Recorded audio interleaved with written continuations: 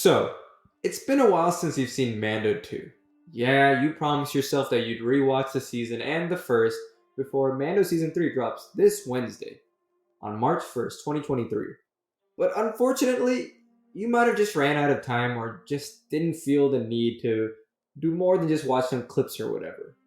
But still, you're trying to be caught up, you're trying to remember almost every detail, you're trying to get a little bit of a perspective on how a lot of the fandom thinks about all these episodes when they're coming out.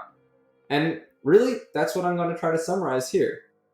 Well, I don't want to keep you guys waiting too long. Let's just dive right into it. Chapter 9, The Marshal, was written and directed by Jon Favreau, who didn't get a chance to direct in the first season of The Mandalorian, but totally showed out here. This episode was such a great way to get back into The Mandalorian after a wonderful first season, and in just a 1-year turnaround, to come back with this was incredible. Yeah, this is the episode with the Krayt Dragon, but before I get into any of that, let me just give a plot summary here. Din, who's been entrusted with the young foundling, the child, to return him to the Jedi, and he's on this task to try to find other Mandalorians to help direct him on his way. He gets word after a quick skirmish with the so-called mercenary who had some information for him about a Mandalorian on Tatooine, which he has frequented quite a lot. After fun little banterous moments returning to Tatooine with Pelimoto, he's directed to Mos Pelgo, where he meets a new canon character first introduced in the Aftermath trilogy interludes, Cobb Vanth. Now, this guy is a wonderful addition to the Star Wars story, but for many of us, why he was so cool is because he's Timothy Oliphant from Justified, and he's already got that strong Western feel. But that combined with the Boba Fett armor, that was making him such an incredibly interesting character, just visually off the bat. And Timothy Oliphant was just really charming throughout the whole episode. He doesn't want to give his armor away to Din Djarin, but the emergence of a Krayt Dragon running through the town once more convinces him that he will give it to Din as long as Din Djarin helps him take down this Krayt Dragon. To do so, they try to go scout out the area and they run into some of the Tusken Raiders. And the Tusken Raiders, who are friendly with Din, say that they also need help as well, and that their tactics of just feeding a bantha to the Krayt Dragon isn't working anymore.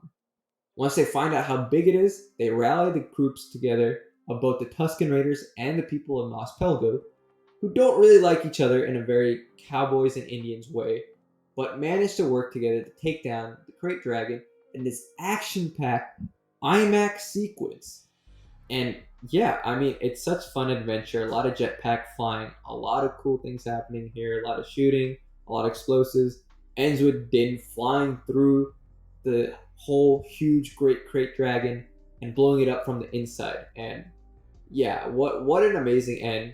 Again, I really want to emphasize, for me, while action in the IMAX was incredible, what I really liked was the establishment of both the child and Din Djarin and their dynamic of picking up of like, hey, this is what we're doing. We're kind of used to just fighting and skirmishing just for any clues to what we need to do for this great mission. I love how the child has this adorable moment of clicking the cradle closed. He already knows what's happening. And more so than that, I really love Cobb Vanth being introduced in the Aftermath trilogy, which, while it had some mixed reception to say the least, was really cool to see it, expand into live action, to take these smaller bit characters that really fit into the world of The Mandalorian and to elevate them above their original source material. It was really well done in Chuck Wendig's story, and there's a little bit more darker details there that aren't really on screen here. But I like to think that in the story that he gives to Mando, Cobb kind of sanitizes the story of how he became the Marshal in the first place, which would only make sense. Overall, an incredible season opener and really set the stage for how awesome Season 2 of The Mandalorian turned out to be. Chapter 10, Passenger, was directed by Peyton Reed, known for the Ant-Man films, and again written by Jon Favreau. Now, this is an episode that's not necessarily the biggest, and it's probably the most filler-like of the whole season, but it does add some interesting threads to the state of the galaxy in the Outer Rim, the strength of the New Republic at this time, and generally just showcases the Mandalorian in increasingly precarious situations similar to a lot of the stuff that we see in Season 1. After coming back with the liberated armor of Boba Fett, Din Djarin is heading back to Mos Eisley to meet Pelimoto when he is attacked and ambushed by some mercenaries, again looking for the child. In a fun sequence, he manages to defeat a lot of them, puts down his jetpack, and offers it to one of the mercenaries, who runs away with it and unknowingly is thrown up into the air by the remotely activated buttons that the child and Din Djarin both watch and see for a few minutes before walking back with the rest of their equipment all the way. After a long walk back to the Mos Eisley Cantina, Din Djarin meets up with Pelimoto, who tells him that he can take on a job for a passenger back to her home world where her husband is, and is aware of someone possibly being a Mandalorian sighted there. Now, Din doesn't really want to take this mission, but this woman is very insistent because she needs to have her eggs fertilized before the rest of her kind goes extinction. And the prospect of meeting other Mandalorians and hopefully someone that was real this time was too hard to pass up. Now, overall, this is not like a huge story episode. This is very episodic here. There's some action sequences with New Republic fighters where Din Djarin tries to make a getaway in the Razor Crest, and he kind of does it, but his ship collapses in the ice. And we get to see a lot of cute, humorous moments. The child at this point is just constantly grabbing and just suction eating eggs that are in a container that the frog lady has. And there's like some fun bit of action here and there. Once they get into deeper in this ice place, the frog lady does find a bit of a hot spring for her skin to soothe herself to keep her eggs warm. After being warned off this time by his now foster father, Din Djarin, is weirdly attracted to these sort of egg-like things that he starts eating. And then once he eats one gooey one, he doesn't realize, but he activates a whole bunch of ice spiders. And for me personally, I do not like spiders. So seeing that, I was like queasy even today, just on the rewatch. But hey, it was still made for a fun action sequence. We get to see Frog Lady go full frog, jumping all around. Din trying to use all his weapons to take down this whole swarm of spiders of different sizes. And just as they're about to jet away after all their repairs have been made well enough, bam, a huge spider just lands on top. It seems like it's the end. It's pierced the ship. All seems lost. And then there's two New Republic fighters, Carson Teva and whatnot. You know, they just come in and they save the day. But, you know, instead of arresting Din Djarin, they're like, well, we're aware that you were on the New Republic prisoner transport ship in episode 7, and you took away one of the prisoners. But at the same time, we saw through the video footage how you tried to vouch for the one guy on the ship and still arrested and took down a lot of them and put them in a cell. So they let him go. They didn't give him any help, but they let him go. And after the barest of patch jobs, the episode ends with them limping away from the system towards the homeworld of the Frog Lady. Overall, nothing too incredible, kind of fun, some cutish moments, but it is definitely, in my mind, probably the weakest episode of the season. But I didn't really care. It was still really fun. It still felt very much like it harkened back to season 1 and a lot of the fun that we enjoyed there, as opposed to the very strong serialization that is very strongly felt throughout this season. Chapter 11, The Heiress, is directed by returning director Bryce Dallas Howard, and again written by Jon Favreau.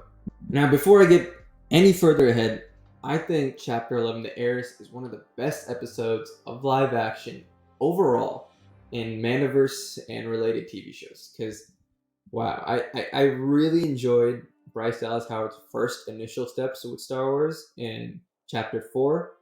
And they were pretty good. Like, the story is pretty simple. Nothing's too crazy there. It is very much just stick to the formula, try your best, and she did quite well there. But this one was a much bigger task story-wise and direction-wise, and she nailed it. She is one of my favorite directors in The Mandalorian so far. I'm really, really excited for her future career doing TV shows and hopefully films as well. But anyways, after limping back to Trask and failing to actually land on the landing pad, Mando, Frog Lady, the child, and the Razor Crest are lifted back up onto land, and Frog Lady has a cute moment reuniting with Frog Man and seeing their eggs finally have a chance to be fertilized, or whichever ones were left after Grogu probably ate most of them. And yeah, I mean, it starts off with that mission completing and the Frog Man taking Din towards a local cantina where a bunch of Quarren tell him that they know where this Mandalorian is, that they can take them on their fishing boat. This does turn out to be a trap where these Quarren fishermen are actually after the child and lure in Din and the child to have a closer look at this fishing contraption that they have. And all seems lost until Mando hears these jetpacks flaring in and he sees a bunch of these Mandalorians come in, fight, kick ass. It's incredible. And this episode is the first time ever where a Star Wars character that originated in animation makes their debut in live action. And wow, Bo-Katan, Mandalorian herself, and very important to the greater Mandalorian story that's been told throughout the Clone Wars, Rebels, and other media. Having her just be in this episode, just seeing her for the first time, I mean, I was screaming, and even now, I think her entrance is quite perfect. But, we get to see Casca Reeves and that other guy who you don't really care about, but, they handle their business, they save Mando. Mando's so grateful, and then he sees them take off their helmets, and he's like, "Oh, you guys are pretenders. Give me your armor. You're not real Mandalorians." And it's saying that to Bo-Katan, who is possibly like the Mandalorian at this point in time. It shows just how fish out of water Din Djarin really is, and we find out why he's so committed to wearing the helmet. Why the people around him on Navarro and his convert were so focused on that, and it's because they're part of a Death Watch cult, the Children of the Watch. And they split off many years before, and it really explains why that discrepancy was there between what we were seeing in the animated shows and what we're seeing in The Mandalorian, and also adds a pretty interesting wrinkle into the whole Mando culture there. But anyways, after landing back, after denying their help and whatnot in their quest, Mando is again attempted to be jumped on by a bunch of the Quarren, but all the other Mandalorians come and help him out, and ask him to reconsider their offer of helping them on their greater mission. And in return, they'll give him the information of what he needs to find the Jedi. And that leads into this really cool action sequence, but it goes on to a cruiser, which they attack midair, take down so many of these stormtroopers, and this fun little sequence where the stormtroopers and the officer trap themselves into the cargo holding bay, which is like, come on, man, just general Imperial incompetence. But the pilots of the ship and the officer, I mean, it's a very darker empire, like how desperate they are. They're under Gideon's reign, but these guys are being shot by their commanding officer. Their commanding officer, before Bo-Katan can get any information out of him, takes this like electrocyanide pill and kills himself. And it's shocking, it's dark, but it really shows just the level of this Imperial cell, this Imperial remnant cell that Moff Gideon is leading, just how dedicated they are. Even if it's not Palpatine connected, it shows that with enough leadership and experience and tactics, you can pose a threat to this fledgling New Republic controlled galaxy, and hints at possibly even bigger villains potentially coming in and causing quite the ruckus, but I'm not going to get into that. It's a very dark ending there, but Din gets what he needs. He gets information from Bo-Katan, who tells him to go to the fourth moon of Corvus, where he'll meet the Jedi Ahsoka Tano. And it's like that name drop. We've all been waiting for it. Like, Filoni's been working on the Mandalorian show. Is he gonna actually bring Ahsoka into live action? And the answer was yes. And I remember right after this episode, I'm like, is it happening next episode? I'm so hyped for next episode.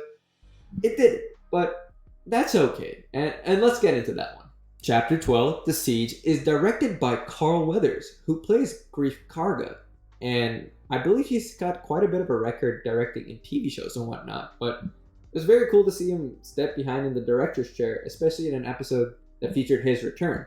And once more, this episode was written by Jon Favreau. Basically, one part of the storyline in Chapter 11, the Heiress, was that Razor Crest, after being destroyed in Chapter 10, the passenger, and limping its way to Trask, was repaired by Mon Calamari, who put webs in all these fish nets and whatnot, and didn't really figure out how to put together the Razor Crest, meaning that Din had to go back to some old friends to get some real proper repairs.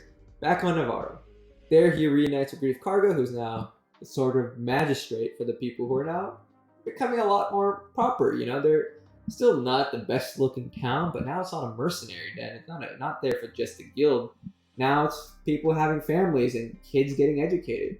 Cara Dune is there as his enforcer, and we get to see a cool opening with her taking down some people in the armorer's old place. Again, I don't love Gina Carano's acting. She is a little stiff for me, and she does much better later on in the season. But this episode, I really wasn't convinced by her, and I was way more convinced by her in chapter 4. I don't know, it just that she struggled to like give some warmth and some depth to her character, especially at the ending where there's like a big revelation about where she comes from and whatnot. But regardless, it was nice to see the old gang of season 1 reunited. It was quite cool to see all that. This episode's cute Grogu moment was the fact that he decided to use the Force and steal this kid's cookies in this classroom that he sat into. And no one really sees what happens. The kids don't really see what happens. We know what's happening here, obviously, having seen his powers. But I thought that was a nice touch. As part of the downtime for the repairs that will be necessary for the Razor Crest, Greef Karga sells Mando on taking down this Imperial Remnant base that was the cause for all these Stormtroopers taking over the large part of Navarro and the Bounty Hunters Guild at the end of Season 1.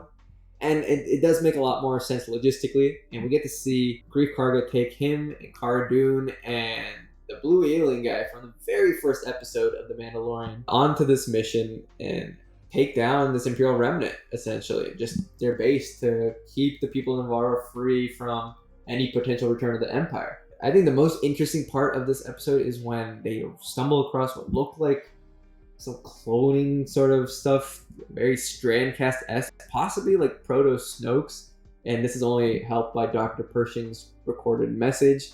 The fact that this base that he wanted to take down, Greef Karga wanted to take down, wasn't actually abandoned, but had recent transmissions. So it's just how little power he has, but how sneaky Gideon really is, once more, and continues to build up that character. I mean, again, this is not an episode that is really pushing the narrative. It is a bit of a breather, but it's a breather in the sense that it lets audiences remember the really fun times of the dynamic in Season 1. I think that Proto-Soak stuff is quite interesting. It's there to really push threads later on, further on, that haven't really even been explored yet. So, you know, just like almost a cool Easter egg of sorts, just to get the fandom and creators like us to just go crazy with their imagination there. And yeah, it's a fun episode. I'd say it really picks up once they're trying to make their escape, once they've gotten the whole base to self-destruct, the lava starting to take over it, and you see these TIE fighters and scout troopers on their speeders come in pursuit with this armored transport carrier that they'd stolen. That's where we get to see Gina Carano really flex a little bit of her fun. She's got these big whoops, and she's directing them and trying to take this very heavy action moment, chaotic moment, as they're trying to make their escape. It's all very cool there, and Din at this point is separated because he's rushing to get back to Child, because if Gideon is still here, maybe there's some operatives inside Navarro still, inside the city and the town. Luckily, he gets to the kid, and Greef, the blue mithril guy, and Cara are barely surviving, making their way escape with shooting back at some of the TIE fighters and scout troopers. And then they're saved by the now fully repaired Razor Crest attacking, shooting down everyone there. And it's a joyous like goodbye for everybody. It's a fun moment with a very fun tag of Gideon saying, "So has a device been planted?" And it is. And yeah, I mean, again, building the serialization of the Mando Season 2 and the story being told there. But I was very happy to see Gideon kind of play with the strategy here of like, hey, yeah, that base is not useful for me anymore. We got what we needed out of it. Let's move on. Now I can get the Mandalorian lured into a trap as well. I like that. I love Giancarlo being given a character that has this depth to him and this craze to him and this intelligence to him in the same way that he has had in so many roles like Breaking Bad and whatnot. Okay, now we're going to talk about the big episode of this whole season, which was Chapter 13, The Jedi, written and directed by Dave Filoni. I still think this is Dave Filoni's best episode of all the things that he's done in live-action Star Wars. He's not developing as quickly as Bryce Dallas Howard has for me, but he's not too far behind either. And it does help that he can make up for some of those weaknesses in his cinematography and direction with his large and expansive knowledge of the lore that he had himself has helped create, and what he's doing with the character that was his brainchild back in the early days of the Clone Wars. Like we said, this episode is about Ahsoka. We see Din land on the planet Corvus, and we also get to see a lot of this like very dark, very atmospheric, moody planet with just burnt down forests, just deforestation, with this town that has citizens being electroshocked, everyone's cowering in fear. This hired gunman and this lady are in charge, and Ahsoka makes her great entrance in the opening prologue of the episode, entering into the shadows, coming out of them with her white lightsabers, attacking and disappearing once more before making a bit of a retreat at the very end because she doesn't want to see someone die. Yeah, it's a very dark and depressing planet, and just to see this person that she's trying to hunt down, this magistrate, for unknown reasons at this point, was very interesting. Rosario Dawson, I think, physically just looks like Ahsoka. She was always the perfect fan cast for it.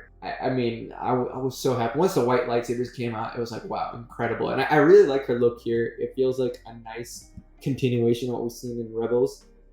Not really sure where the Rebels epilogue still fits in, especially with what's happening in live action and with the live action Ahsoka TV show, but hey, still very cool. Din tries to make his way through the planet and the town, and no one wants to talk to him. He meets with the magistrate, who offers him the spear of pure Beskar to hunt down the Jedi. And Din, being a little bit more experienced, kind of cool talks his way around there and takes the job of supposedly taking down Ahsoka, which we know he's never going to do. He walks into the forest to where her location is, and then he's ambushed by her, tells her before she can fully take him down that he's there on request, on information given to him by Bo-Katan. And she notices the child, who, after having a few moments with him, reveals that his name is Grogu. I think it was a name that for a second it was hinted for a while, in some leaks and whatnot. It didn't really work for me when I read it, but when I heard it after a couple times, it really worked for me. It feels very much in the vein of Yoda, even though Yoda is like a Sanskrit word, a very Indian word that has deep meaning. I don't know if Grogu necessarily has one there, but you're still playing with the two-syllable naming there, and I like that, and it's cute. I think at the end of the day, it works because it's cute. I wonder how it'll be if Grogu grows older throughout Star Wars storytelling in the future, how that'll affect his perception of him, but I'm getting on a tangent here. Essentially, the two, help push Grogu past a little bit of his trauma, his training. He gets to start using the Force with the little ball that he really loves, and uses the Force to pull from Mando's ship. And the two of them decide that, hey, we can help each other out here. Let's take down this planet. Ahsoka herself says that I can't train Grogu in the Jedi ways. I've seen what even a fully fledged Jedi Knight and what could happen using these powers if they succumb to darkness. Obviously referencing her master. I mean, it's one of those episodes that when I saw it, I was like, I still can't believe this is Ahsoka Tano on live action. The sequence with them taking down everything in the town, her fight with the magistrate while Mando fought with the guy from Aliens and having their little shootout and whatnot. We see these HK droid bodyguards. That was also very cool to see that little bit of KOTOR reference being tied in there. Yeah, it's a really fun just showdown. Ahsoka clearly could have taken down the magistrate, but I don't think she really was trying to use the Force to like defeat her, because she just wanted her to surrender and tell her the name of, big name drop, where Grand Admiral Thrawn is. And that actually was the most interesting thing for me. We've been hearing rumors of all these Mandoverse era shows being kind of connected together into one climactic event. But I figured Gideon would still be the biggest player here on the stage. Having Thrawn be brought back into canon Rebels was already big enough. To have him in live action, have Ahsoka be chasing him after all these years, that took this many years after Return of the Jedi, or does that leave the Rebels epilogue once more, raised a lot of questions, and I hope that he's not the main villain of the Mando show, but if he's the main villain of the Ahsoka show or the climactic event, I'm excited. I'm glad that we're seeing a lot more of these cells and how they're operating. was a big thing in the Bantam era EU to just have different warlords and whatnot. But the sense of like having these people have their own interests, have their own pros and cons. In many ways, Thrawn is the reason that we talk about Star Wars today, and he is going to be very qualified and capable of taking on this new Republic at this point. But we also have to look in the future. He's not more than likely connected with the Sith Eternal and all that. His allegiance was to the Empire and Palpatine when that was still around. I really doubt Palpatine is letting him know that he is still alive on Exegol and whatnot. So, he's on his own too. How does that like mesh with Gideon and whatnot? I don't know. A lot of potential at the end of this episode, but nonetheless, just such a fun episode to just watch through again and again and again. If there's only a weakness for me here is that I really do not like the Leku, the head tails from Ahsoka, her on her Montrails. It's just a little too short. I know the Rebels one is way too long in my mind, but you need to find something a little bit in the middle. And I understand that was changed for the stunt action stuff, but they fixed it for the Ahsoka TV show and the glimpses that we've seen there. So the wig fixed for Bo-Katan, now the Ahsoka Montrails, I'm happy with it. I just wish it was there from the start. But anyway, she does task Din after once more reaffirming that she can't train Grogu, but tells him, even though there's not many Jedi out there, if you put Grogu on the Seeing Stone of Tython, perhaps one will find him. And that's how the episode ends. So exhilarating even today watching it. Chapter 14, The Tragedy, is directed by Robert Rodriguez, best known for the Spy Kids films for many of us, but he's also known for Once Upon a Time in Mexico and many other cult films out there, and was written by Jon Favreau. And this also featured the return of someone who's been built up since Episode 5, Chapter 5 of Season 1 of The Mandalorian, Boba Fett. We obviously get to see Din and now Grogu, as he's known, put onto the Seeing Stone on Tython here. Everything is supposedly going smoothly. The kid's not really reacting. Things aren't really happening. And then you see Boba's ship, the Slave One, come through the air. And it can't be anyone but him, right? And obviously Din doesn't know him. He doesn't really know any Mandalorians in the galaxy, as we've seen throughout the course of Season 1 and especially in Season 2. So he goes out there, ventures out there, and we do get to see Boba Fett. Except, he doesn't have his armor. He's wearing Tusken garb. He's got Tusken weapons, the gaffy stick and whatnot. And he's asking for, if not demanding, for his armor to come back. And when Din says, no, I can't give it to you, you're not a Mandalorian, Boba obviously pulls off the very evil villain move of saying, I already have a sniper rifle trained on you. And Din's like, no, you don't. Like, I can take this down. It's Beskar. He's like, well, not on you, but on what you care about most, which is Grogu on the Seeing Stone. And we see Fennec Shand is alive. She's got robotic intestines now keeping her alive. Now the tragedy really builds off of that whole point in the siege where the Razor Crest has had a tracking beacon on it that Din obviously hasn't figured out. So Gideon's forces arrive, stormtroopers all come in here, they try to attack, and Boba, Fennec, and the Mandalorian, they have some fun trying to protect the child. Din just keeps on running into this force field that Grogu has up while he's connecting to the Force, to the galaxy, and reaching out. Sometimes this man is just so dumb, but we love him all the same. But, he tries to buy him time and protection, and then another transport comes in, and they've handled it pretty well. Once Boba runs to the Razor Crest and takes his armor back, it's all loose fitting. The armor's all peeled, scaled back, but that's Boba Fett back. It's such an awesome sequence. He's got this knee pose where he lifts it up and uses the rocket stare, which is a really cool feature that I don't think we've ever seen in any sort of medium before. Yeah, we got to see Boba Fett back, and it feels so strange to say, but he felt like only the second biggest character of the season at this point. Bo-Katan was pretty big because she was more of a recent Star Wars character with a lot of impact in Mando history. Ahsoka was always going to be bigger. I mean, Mando meeting Boba, who is basically the original version of the Mandalorian. Yeah, it was insane. It's crazy. This was still probably the best depiction of Boba now that we've had the entirety of Book of Boba Fett out.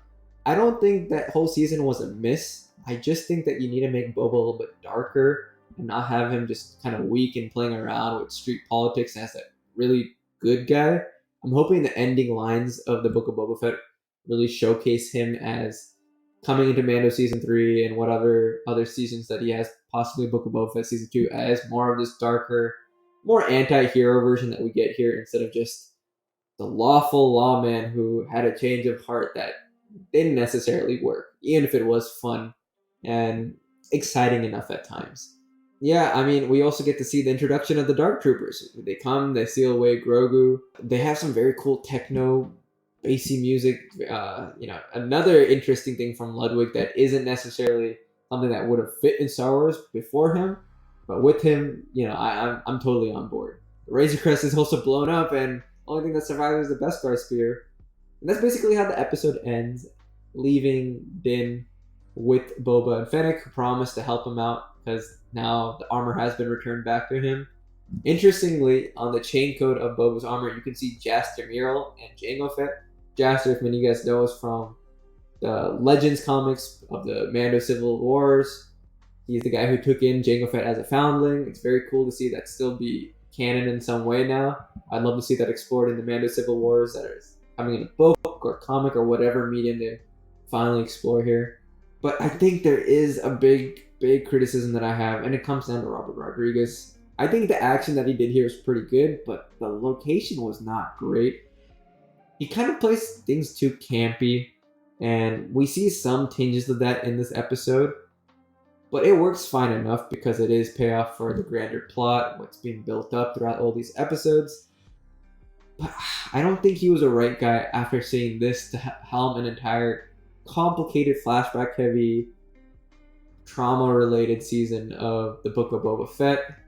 He just didn't work for me there. He worked well enough here, but he still had probably the least polished looking, the most fan film look of any Star Wars live-action TV show episode. I don't love it, but Boba's return was epic. He at least did that for me, so it's fine. Chapter 15, The Believer, is directed and written by Rick Famuyiwa. I know I've been talking about how much I love Bryce Dallas Howard and how she's grown so much directing all these episodes in the Mandoverse, but Rick has always been there. I mean, he came in with the super underrated film Dope from the 2010s. I think it is possibly one of the most underrated ever in the 2010s. And I really loved his episode 2 in chapter 2 in Mando season 1. His chapter 6 is fine, but he does definitely elevate that script. But he always brings this sort of spirituality, this extra level to the storytelling that's already on paper when he brings it through his direction. And this is no different. I think this is one of my favorite episodes in the 2 seasons of The Mandalorian. And I mean, it's a knockout for sure. It basically begins with Cara Dune, who we had seen in the end of chapter 14, be approached by Din once he returned to Navarro with the help of Fennec and Boba to help rescue Grogu. And our episode now begins with her taking on her martial duties to liberate none other than Migs Mayfield, Bill Burr, who, he was ex-Imperial. He was a sharpshooter from that last episode that Rick directed. And with him, he knows how to get into Imperial bases to get the information needed to find out where Moff Gideon exactly is. And I mean, that's the whole point. This is kind of like a heist mission just for a little piece of information. But it's so good. It really shows just so much character development for everyone around here. There's some cool banterous moments with like Boba telling I can't go in there. They'll recognize me. I have a face that many people would. Kind of playing off that him being a clone and whatnot. There's Fennec. She's got some dynamic that's building there with Cara that I think really pays off in the finale as well. Gina is definitely stronger here. I think this is one of the stronger episodes that we've had from her. Because in The Siege, a big point is Carson Teva when he sees her at the end of the episode once Din has left as part of his investigation. And he's like, "Yeah, you're from Alderaan, right?"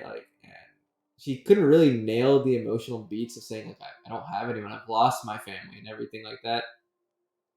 And yeah, I mean, here I think playing more safe with her and having her just more tied into the story of what she's actually acted through before with her interactions with the child and all that, I think definitely worked. She has such a great bro dynamism with Din Djarin that I think really was displayed here. But I mean, it's Bill Burr. It's Bill Burr and it's Pedro Pascal's fully taking off his helmet here in this episode. That I mean, it really reaches the story to a new level. They go to this Imperial moon / planet that they're transporting, or like very explosive rhydonium, going through villages, and Bill Burr is just kind of mocking Mando for how he has to take off. First, he said he can't take off his helmet. Now he's just saying I can't show my face and whatnot, and he's wearing Imperial armor while they're going through using that transport to sneak in. And there's some really insane action here, like the little skiffs with the pirates coming and attacking them, trying to slow down, speed up the transport so that the rhydonium doesn't explode.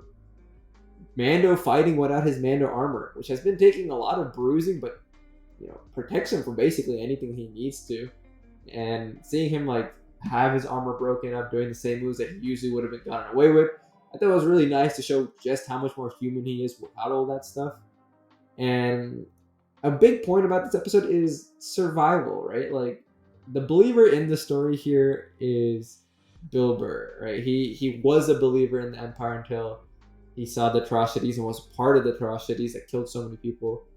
And the big part of this season with the overall story of getting Grogu to a Jedi, it was also Din finding out more about his beliefs as a Mandalorian and what it really means to be one, and seeing that be challenged by Bo-Katan and Boba Fett and whatnot. So it's a very interesting story that also pushes him to say, like, am I willing to take off this helmet, this way of life for me, in order to save this child that I've had such a strong attachment to? And he does, and he's willing to even get his face that's nobody has on record scanned just to get the information. Really, a really thoughtful commentary on these characters throughout the episode, throughout the action sequences that they're in, because there's so much action. Very cool to see like an Imperial perspective, like of Imperials cheering on and saving the day. I mean, it's such a weird feeling rooting for these guys as your villains for so long, but then seeing them with the remnant factions too, just they're so happy that they got a shipment through and whatnot. But then you get the full like doubling down, like this fascism never dies with the commanding officer who brings in Migs, and Din talks down, gives them a drink, and says the Empire is better than this and that. Tough decision, sure, whatnot, but we're only doing what needs to be done. The Empire forever and all that.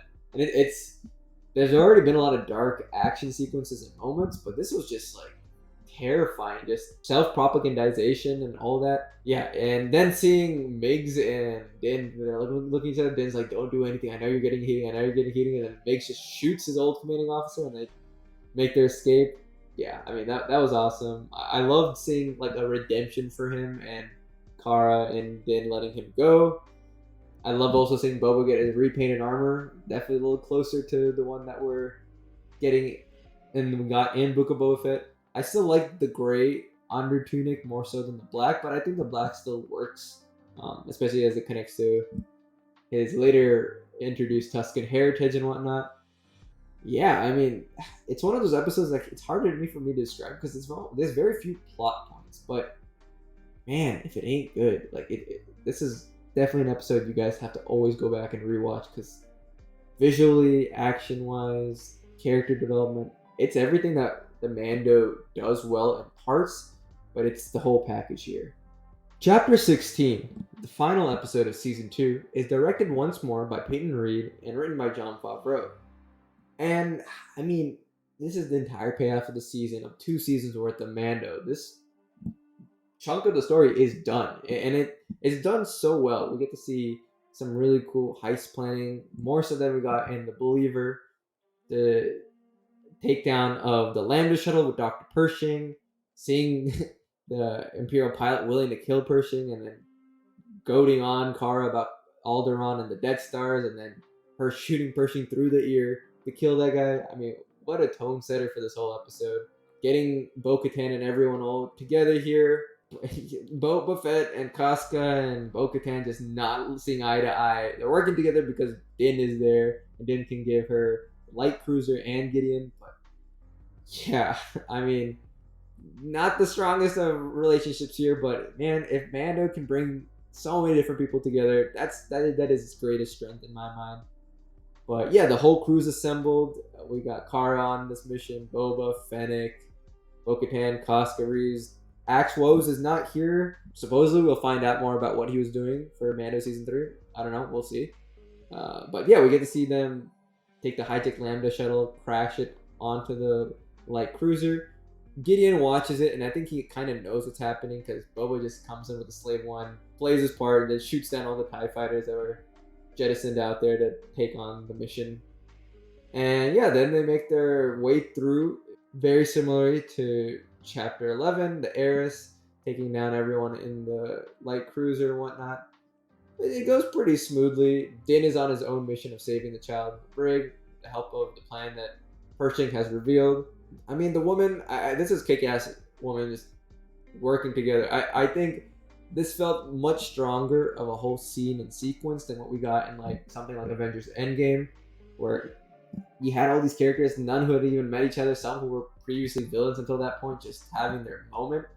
Versus in this, we get to see characters that we've developed, and Fennec especially is kicking ass. We get to see some humor with Kara's gun getting jammed. She's like, "Oh, all right, there we excuse me," and then just blast through all these stormtroopers. Bo-Katan and Koska just showing off that they're Mandalorians. They know they're badass. Like, I really loved it. But then they get to a bridge that doesn't have Gideon, right? The whole point of this episode for Bo-Katan is that I have dibs to Gideon, and Mando's like, I don't care. Just let me have the child. It means more to me than anything else. And that was a really awesome tag at the end of the last episode. But then, Mando's coming in. He sees the child. First, before he even does that, he manages to stop the Dark Troopers and jettison them. One of them manages to escape out before getting fully charged, and he does not have a good time. He's happy that he has his armor back, and he manages to deal with all that. But then he has the fight with Gideon. I think Gideon Giancarlo, for a second there, I was convinced that he was going to let this bond that he sees free the child, and he's like, I already got what I wanted from the child. It's blood. You can have him. I see your bond. And of course not. Like, he swings at the Darksaber. Din is so happy to have Beskar. But then they have a good old fight. It was like basically a lightsaber fight with the Beskar spear and all that. I love how Din does it, like, kick flip of the spear after, so he can hit him twice in like a rapid succession. And seeing that he took down Gideon, and now he's caused a lot of problems, though. Like, it's wonderful that he's freed Grogu. He's back in his care. But you've also caused a huge issue. Now you have the Darksaber. And obviously Din doesn't know anything about this and the symbolism and all that. And Gideon does. And especially because Gideon's like, oh, you're not going to kill me? This should be interesting. Gets walked to the bridge. She's not happy. Bo-Katan is not happy. And it's an interesting story beat because she was given the Darksaber by Sabine. She hasn't earned it the way that it's always been earned since Tar Vizsla created it in the first place. And it's interesting that Bo-Katan has to not play by that. She says she herself can't take it anymore unless it's through combat, when she was so willing before on almost like a blood right. It's going to cause some really interesting problems in Mando Season 3, but I'm very excited to see all those problems be played out. Because now Din has stake to laying claim to Mandalore. Destroyed or not, he could be the Mandalore of the planet, right? So, yeah, it's a pretty shocking, strange thing that, of course, our resident idiot wouldn't really understand what he's doing in the grand consequences of the galaxy, and even in his own culture, right? So, that was a very interesting way to end the season. But before all that comes to conclusion, the Dark Troopers that he had jettisoned into space make their way back on the ship, and we already saw how much he was struggling with one. Gideon's goading him with that same fact, like, with a whole platoon, you're screwed. None of you guys will do anything. Yeah, you'll have a good fight. Yada, yada, yada. He's just talking up. Giancarlo's just having the time of his life. And then it happens. An X-Wing is approaching. Kara's like, great, alone X-Wing, what will it do? And then you're like, wait, the music's changing. So something's going on here. And then you see a hooded figure in all black. And then you see a lightsaber activated. And the music is orchestral now. We don't see his face till the very end until he's destroyed and cut through all these different Dark Troopers. He even crushes one. He has his own hallway sequence like Vader in Rogue One and Maul in the Clone Wars. But once he takes off that hood, it's Luke Skywalker. I mean, wow. I mean, obviously, when you have Grogu reach out through the Force on the Titan Seeing Stone, you're gonna attract someone. It could have been like an Ezra or someone else, sure. But to have the impact, it was always going to be Luke. Yeah, I mean, even when I was watching it, I had chills. It's the music, I think, even more than the visual. It's not a deep fake version. It's a CGI version, and the first shot is convincing when you're moving the mouth and all that. It's not 100%, but it didn't matter. The old Return of the Jedi music and score was just perfection. Taking Grogu, having R2 roll in really sold it for me. I was like, wow, this is all happening.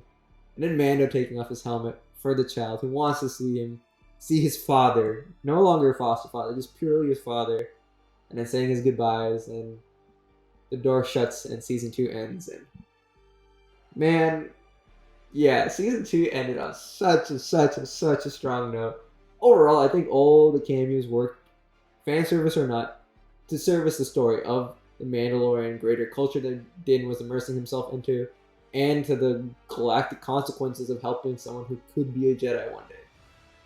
And it's such a strong ending because you think season 3, we're not going to see Grogu for a while. I mean, not for the whole season, but he'll be gone for a while. And then Book of Boba Fett comes out.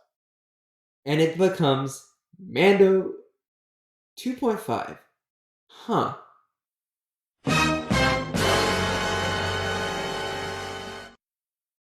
Make sure to like and subscribe to this video and leave your comment down below. Your thoughts on Mando Season 2. Are we building up to something super big and awesome? Is there some things that still need to be changed with the formula? Just any thoughts that you have in general. And make sure to follow us on our socials. You can find us on Facebook, Instagram, Twitter, TikTok, and Instagram. You can also listen to us on audio podcasts. You can find us on Anchor, Spotify, Apple Podcasts, and so many other platforms as well. Again, starting this week, we will have Wednesday reviews of both The Mandalorian Season 3 and The Bad Batch Season 2. We'll probably combine those episodes into one review unless The Bad Batch has a really significant episode that will be dropped separately. And predictions for both will still be dropped on separate days. We're still figuring that out. Probably a Friday, Saturday drop for Mando and for the Bad Batch predictions there. And as always, we'll have our Monday specials from me and Liam. We just started our new bracket as well, so make sure to check out that video for an explanation on that. Hope you guys are voting on that. And yeah, once more, thank you guys so much for checking out this Mando recap retrospective review of Season 2, 2.5, and previously on Season 1. Mando Season 3, let's get into it. See you guys on Wednesday.